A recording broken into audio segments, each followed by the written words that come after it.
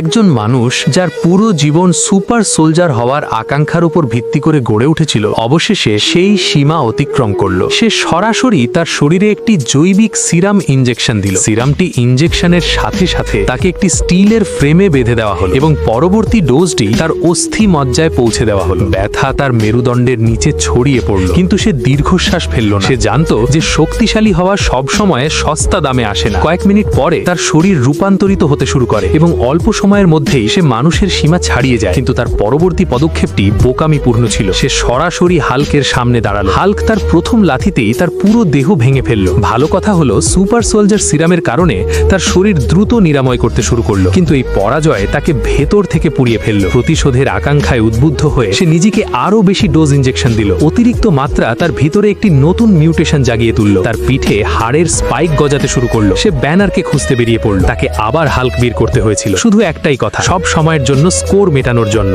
কিন্তু সে যতই হাল্ককে উত্তেজিত করত, ততই সে চুপ করে থাকতো, যেন লোকটি তার যোগ্য প্রতিপক্ষ ছিল না। পরবর্তী অংশের জন্য সাবস্ক্রাইব করুন।